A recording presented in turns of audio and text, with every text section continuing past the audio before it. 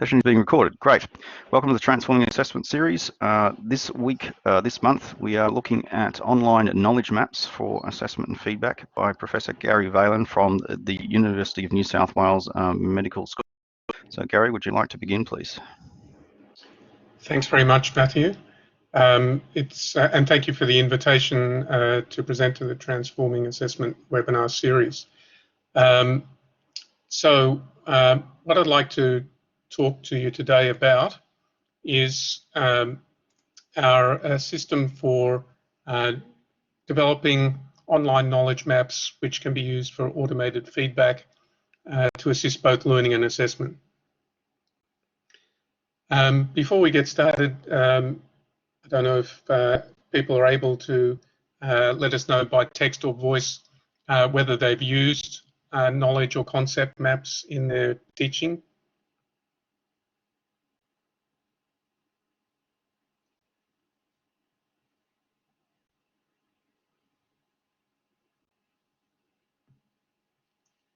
Got a few researchers coming in. Some have used maps a bit, but mostly not extensively.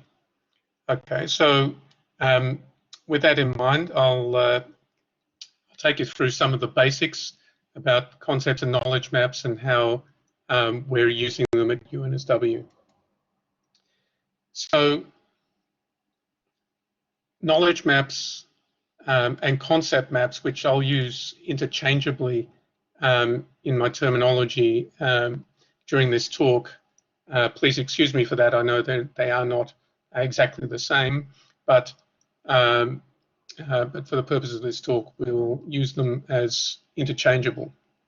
So this slide is a concept map about concept maps, and it shows that that such maps are a graphical representation of knowledge, and they're made up of concepts, typically in boxes, and they are linked to other concepts by linking phrases. And they've been shown repeatedly, as you can see in the number of references at the bottom of this slide, to promote meaningful learning. And by meaningful learning, we mean integration of new knowledge into an existing framework of understanding. And this contrasts with rote memorization of discrete pieces of information, which is not very helpful for learning. I don't know if you've read the book Making It Stick by Brown and Roediger and colleagues, but it's a very nice compilation of what's known about educational psychology and about learning, and clearly integration of knowledge into existing frameworks is a much more efficient way of storing information in long-term memory. So with that in mind,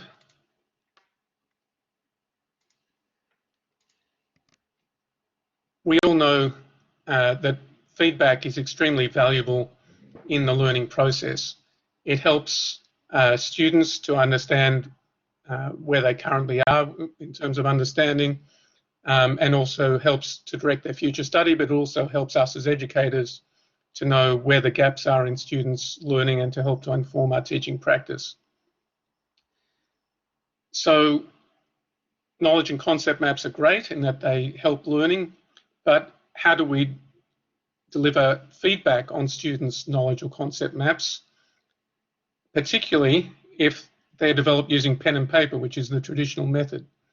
For large cohorts, that's extremely labor intensive and very difficult to provide in a timely manner. So, and we know that effective team feedback is timely, and therefore something is needed to overcome this roadblock in the effective use of knowledge and concept maps in teaching.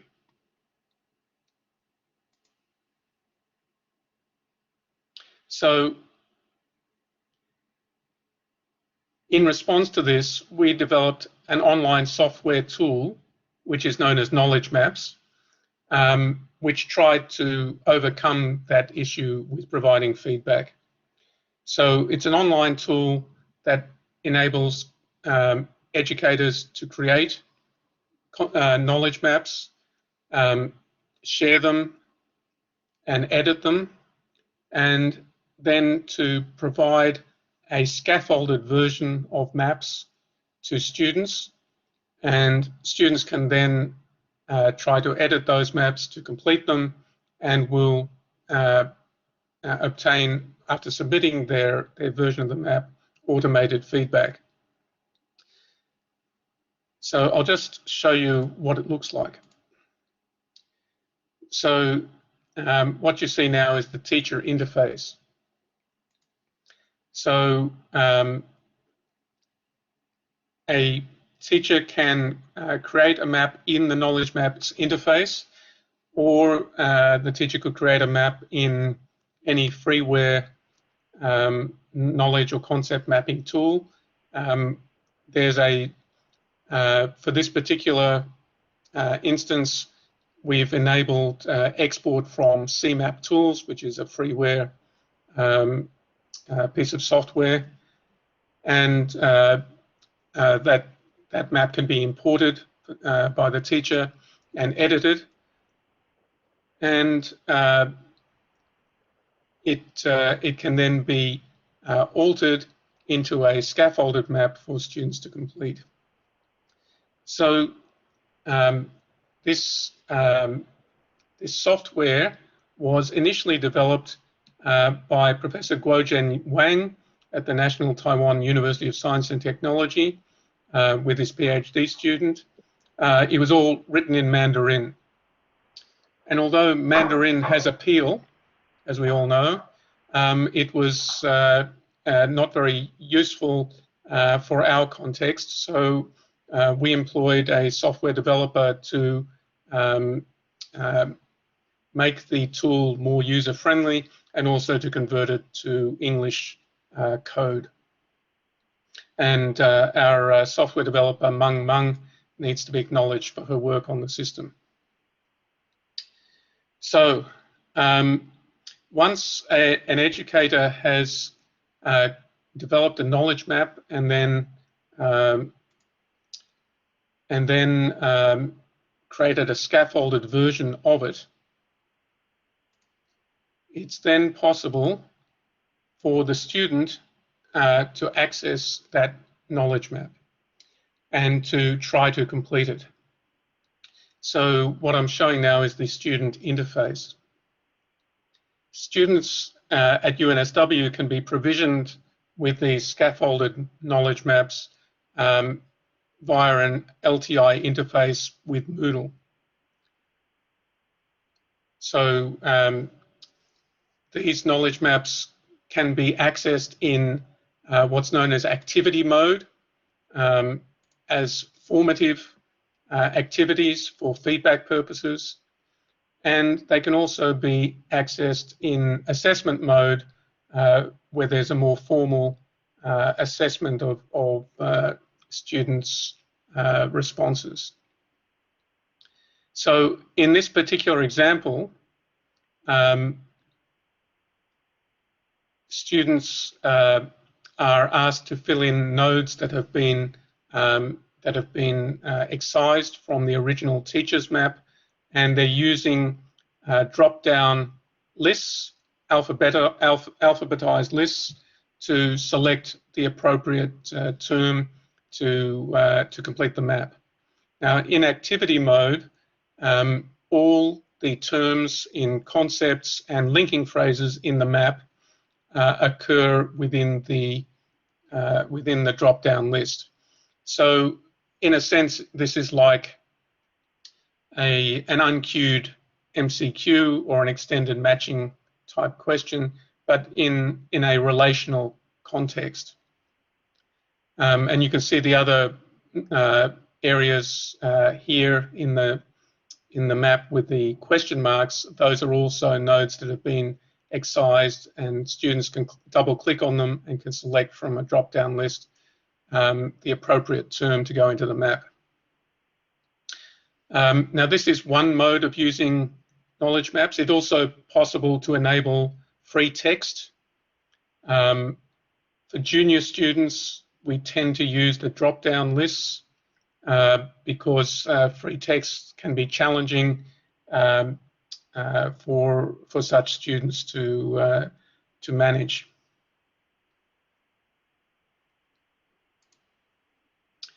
So once a student completes a map,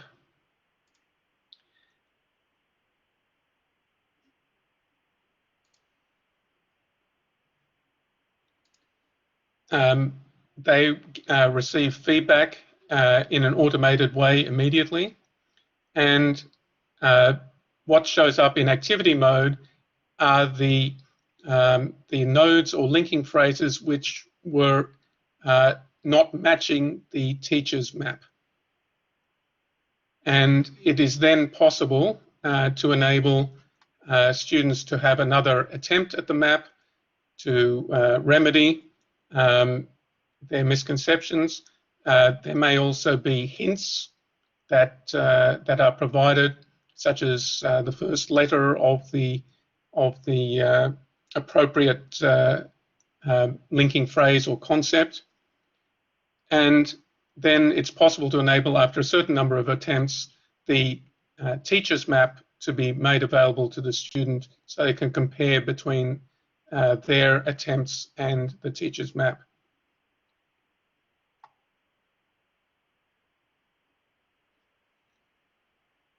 So that is the activity mode. Students can also download their attempts as a PDF file for storage and later review. And the teacher can download all of the students' attempts at the map as a PDF graphically. And the teacher can also download a spreadsheet which details the misconceptions illustrated by each student's submission. And that enables the teacher to get a quick idea about what are the concepts, what are the relationships that students are having difficulty capturing. So I'll now just show you an example of how assessment mode might work. So in assessment mode, these nodes and linking phrases highlighted in blue are those that have been marked as being part of the assessment. You can see in the emigration of chemotaxis and leukocytes node, there's a little green bit of writing which says assessment. That means that this node has been marked as accessible. Now, in assessment mode, the teacher can create their own distractors. So it's not just a list of everything that's in the map that the student can select from if it's a drop-down list that's been selected as the mode by which students will complete the map. But the teacher can incorporate common misconceptions into the drop-down list that the student will see. This can enable common misconceptions to be picked up in this assessment mode. And this little box, which is shown as a pop-up, comes up when creating an assessment mode for each of these nodes and linking phrases, and enables customized options to be included.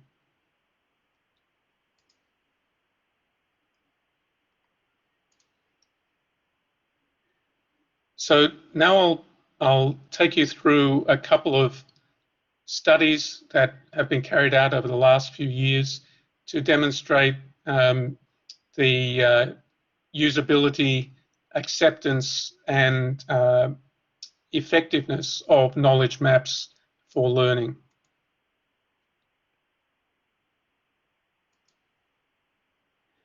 So the first study was using the activity mode of knowledge maps, and we recruited first and second year undergraduate medical students at UNSW to the study. We don't treat them like lab rats, so please don't take offense at the graphics. But they volunteered for this study, and they were randomly allocated to one of two groups. And in the course that they were undertaking at that time, they were learning about ischemic heart disease and other vascular disorders such as deep venous thrombosis. So for a 2-week period, we allocated the first group to complete knowledge maps related to ischemic heart disease, while the second group used existing teaching resources. The students then did a quiz on both topics at the end of this study, but before that they crossed over, and the group 1 used existing resources on deep venous thrombosis, and group 2 completed knowledge maps on that topic.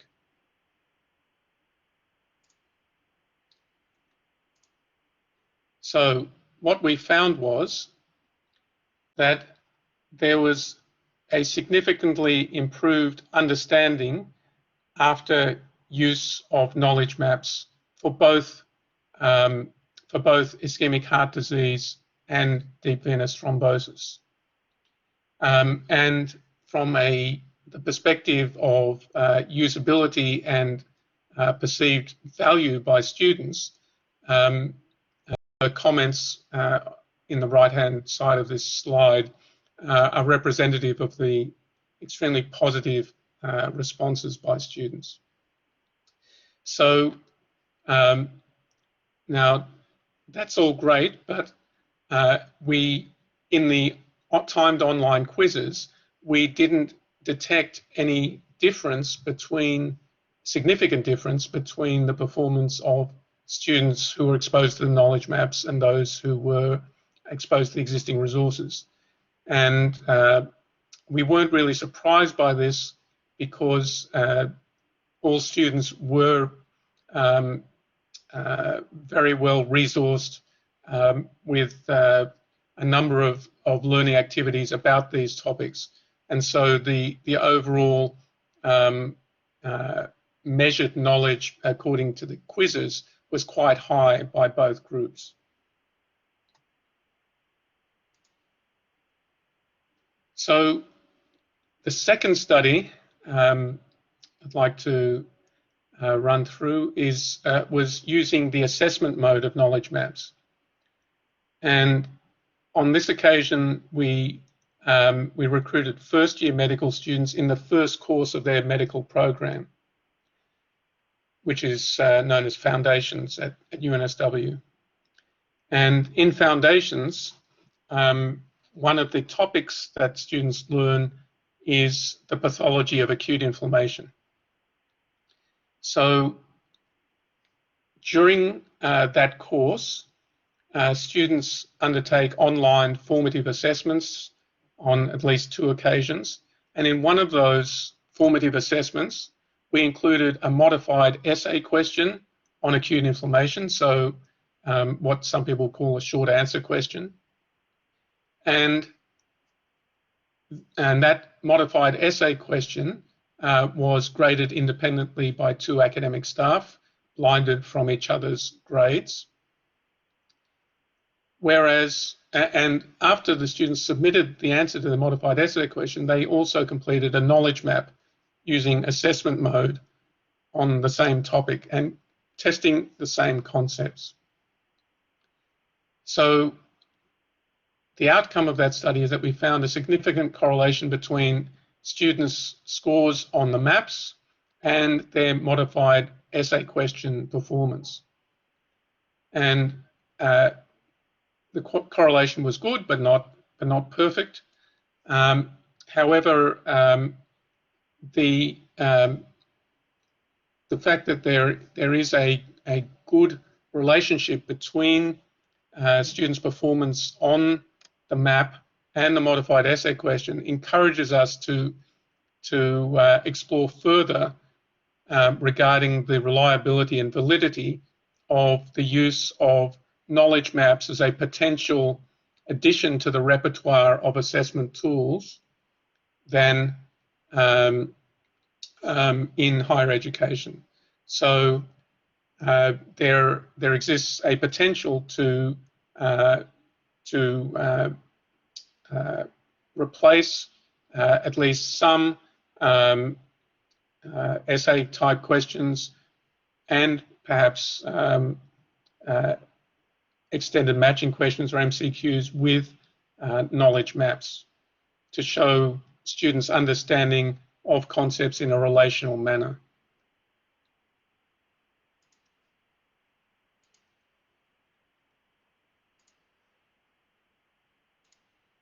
So following the analysis, students also completed an online questionnaire about knowledge maps in assessment mode, and you can see that again they were very positive about the value of the knowledge map in assisting their learning. Now these items are from a tool, an instrument that we developed at UNSW called PULSE, the Perceived Utility of Learning Technologies Scale. And this is a brief survey which we embed at the end of online resources and takes students less than a minute to complete.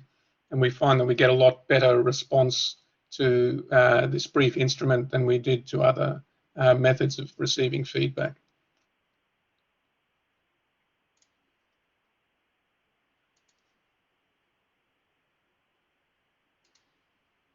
So what we drew from these studies is that concept or knowledge maps with appropriate feedback have great potential benefits for learning.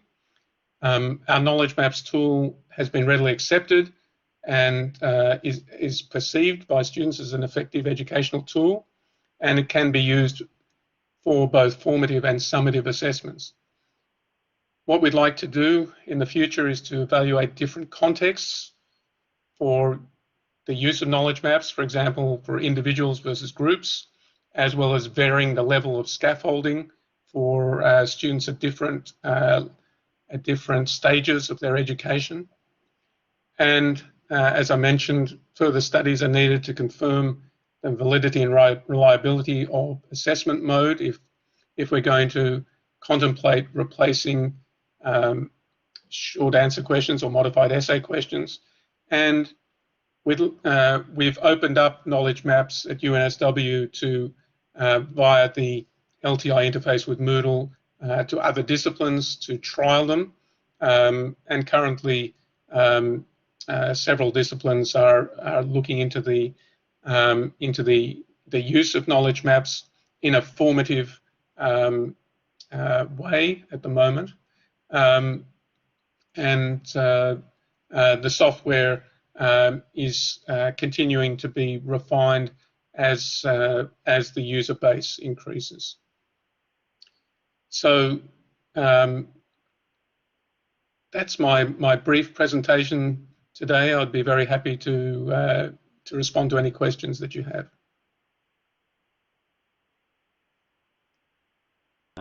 Yep, I can see some in the text chat. So Paul Moss is bringing up the issue around wondering about the academic integrity if used as an assessment. Yes. So what sort of context? I assume it's in a face-to-face style invigilated setting, or are these formative assessments? Yes, so at present we haven't utilised knowledge maps in a summative assessment, but if it were to be used summatively, there would need to be some form of invigilation, whether it would be physical or virtual. The same for any online or digital assessment tool. Sure. Gary, are you able to see the text chat? Yes. Yes. So okay. Ruth asked if students found it easy to learn how to use CMAP. yes, there were no real issues with the interface. We had previously, before knowledge maps was developed, we had previously explored the use of CMAP tools for students to build their own knowledge maps or concept maps, and students found that a little bit challenging, but the scaffolded interface of the knowledge map software is quite intuitive for them.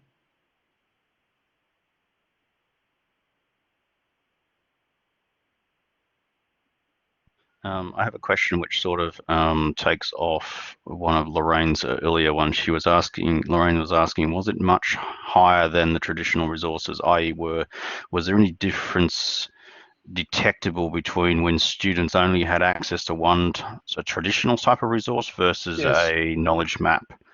Yes.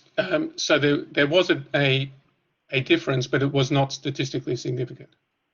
Okay.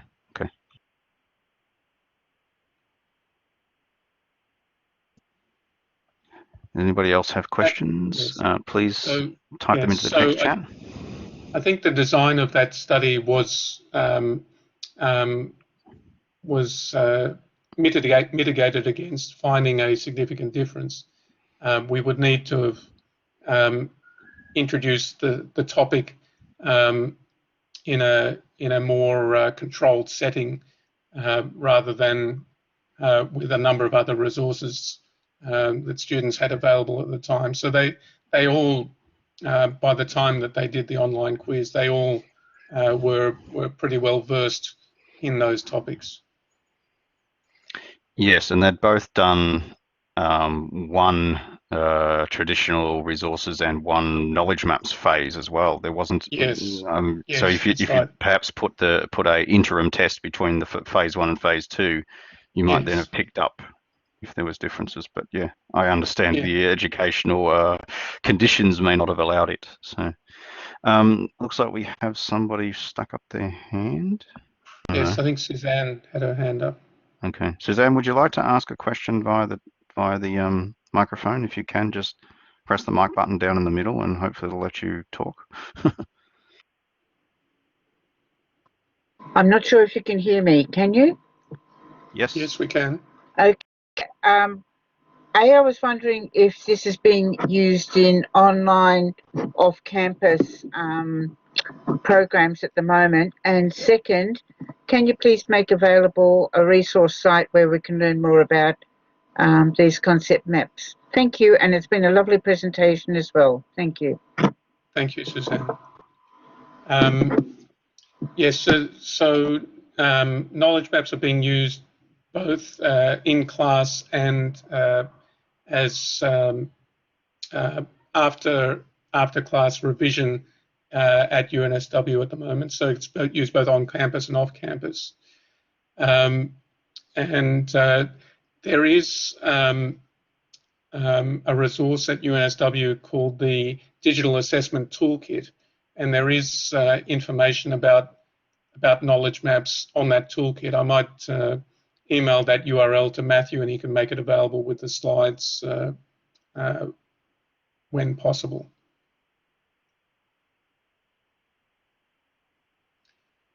So Lorraine just asked, did we find bleeding from those who had the knowledge map first? Did those students use the technique when they had the traditional way?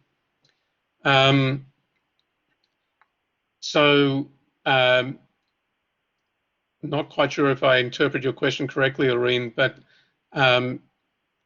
yes, as well as the knowledge maps, students also had all of the lectures and other teaching that everybody else had. So we weren't able to isolate students only to the knowledge maps. So this was a way of maybe bringing together their learning that was not available to students in the control group. So there wasn't so much bleeding as immersion in the other learning activities on those topics.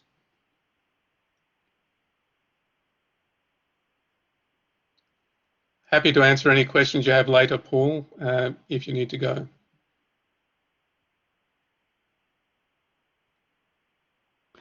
Gary, I just pasted the link in. Yes. Is it the one Yes, with I for could see that. CMAPs? Is that the right one? Yes. Okay. CMAP tools is probably not the right one. It's I'll try to find it and send it to you afterwards. Okay, I found it. Right. It's in examples one. Okay. Pasting it in now. There we go. It's this one, folks. Yep. So that's Number 16. Yeah, no one's talking about the knowledge maps, but I guess the CMAPs one would be useful as well. Yeah. Yeah. So I mean, this is a quite a difficult area. Assessing knowledge maps is a whole literature in itself. The tool that we're using uses the weighted proposition method, which was developed in the early 2000s. But there are a number of other ways of assessing knowledge maps, and I don't think there is one correct way of doing it. But in terms of scoring of maps, currently the tool uses the weighted proposition method.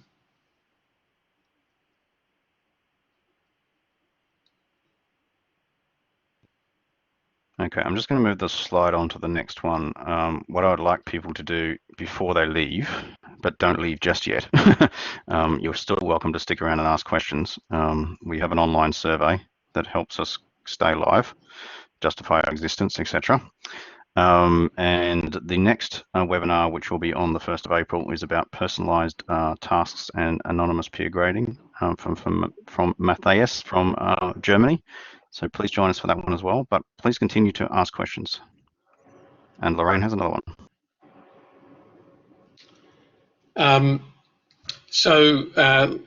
Lorraine, that question is an excellent one. Staff who are not used to using concept or knowledge maps for their own, or mind maps for their own learning, may find it very challenging to create a concept map. I have to say that when I first started creating concept maps for the purposes of formative assessment for students, it helped to consolidate my own understanding of what I was trying to teach them. So it's not a trivial exercise to create a concept map for a field such as acute inflammation, for example. But if once the teacher has made the effort to do so, to put their conceptions into a visual form, it's a very powerful way for students to learn because they can get a view inside the teacher's mind.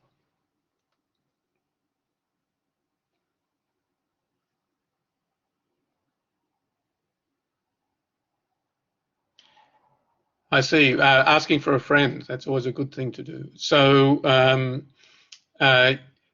yes, so and a number of staff are willing to try. There's not, I wouldn't say that, people are champing at the bit to add to their workloads to develop maps, but there are some who are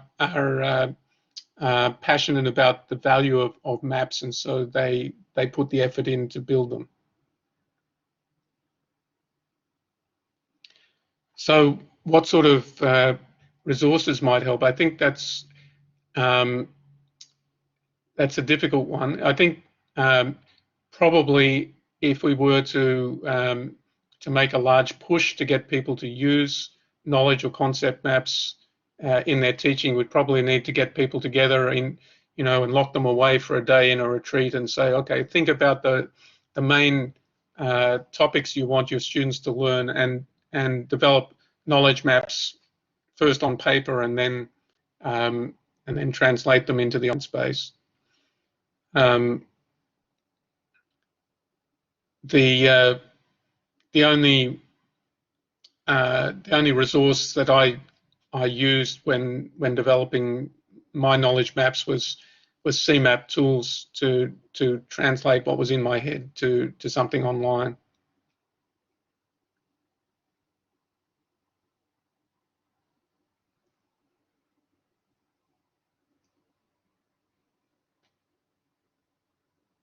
I was just typing in a library of examples would probably also help people, I suspect. Yeah. Which is, of course, why UNSW went down this path of creating this digital assessment toolkit, where there's Yeah. lots of examples of people's practice and the pros and cons and what were the pitfalls and how long is it going to take you. That kind of information is sort of there. So, you know, given that it's on the internet and open wide, I encourage people to go and have a look at it as a general resource, but also in particular in relation to the links we've given for the CMAPs as well. Yeah, thanks, Matthew. I think that's very true. It's helpful to see how other people have used it, and it might trigger ideas in other individuals' minds. Okay. Any further questions? We've still got plenty of time, so don't be afraid.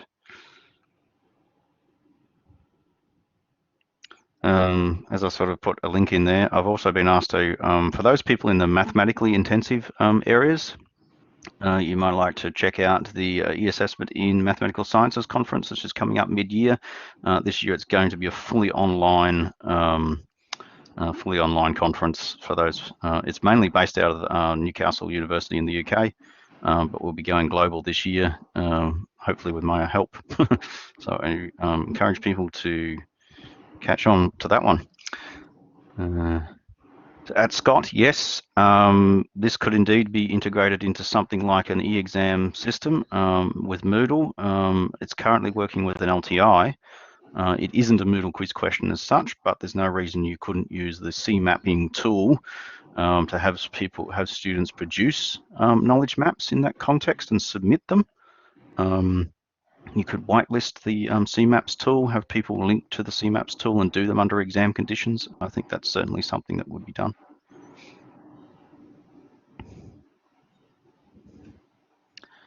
Okay, with that in mind, thank you very much for joining us, folks. It looks like it's probably petering out a little bit, so thank you very much. Hopefully you'll be back again next month for the next session for personalized tasks and anonymous peer grading.